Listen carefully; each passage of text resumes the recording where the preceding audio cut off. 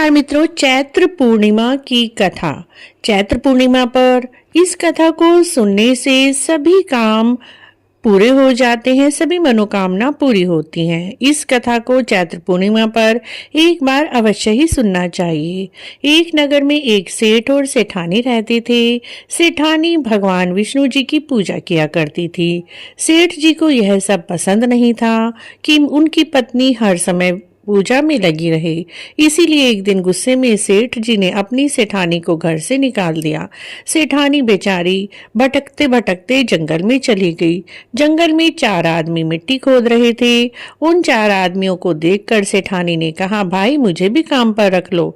उन्होंने कहा, तुम भी मिट्टी खोद लो। लेकिन सेठानी बड़ी ही कोमल थी। जब वह मिट्टी खोदने लगी उसके हाथों में छाले पड़ गए। तब उन चारों ने कहा, बहन तुम मिट्टी नहीं खोद सकती क्योंकि तुम अच्छे घर की लगती हो, तुम हमारे घर का काम कर दिया करो। और वह चारों उसे अपने घर ले गए। वह उनके घर का काम कर दिया करती। चारों आदमी 4 मुट्ठी चावल लाते और मिल बांट कर खा लेते।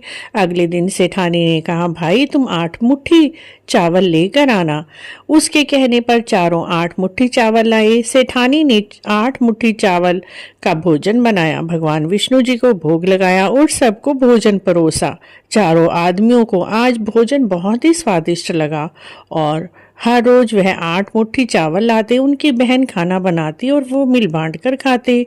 इसी तरह दिन कट रहे थे। उधर सेठ भी भूखा मरने लगा क्योंकि वह तो सेठानी के भाग का ही खाता था। तब गांव वालों ने कहा, तू तो सेठानी के भाग का खाता था, जा उसे ढूंढ कर ले आ।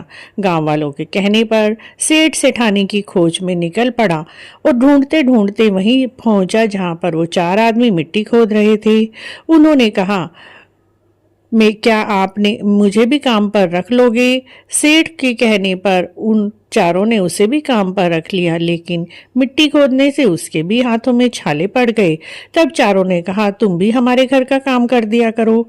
सेठ घर चला गया। सेठानी जो हर समय घूंघट में रहती थी, उसने अपने पति को पहचान लिया, लेकिन सेठ ने उसे नहीं पहचाना। शाम के समय सेठानी ने भोजन बनाया। सबसे पहले भगवान विष्णु जी को भोजन का भोग लगाया, उसके बाद अपने भाइयों को परोसा। जब वह सेठ को भोजन परोसने लगी तो भगवान विष्णु जी ने हाथ पकड़ लिया। तब चारों भाइयों ने कहा, बहन तुम भोजन क्यों नहीं परोस रही हो? तब बहन ने कहा, मेरा हाथ तो भगवान विष्णु जी ने पकड़ रखा है।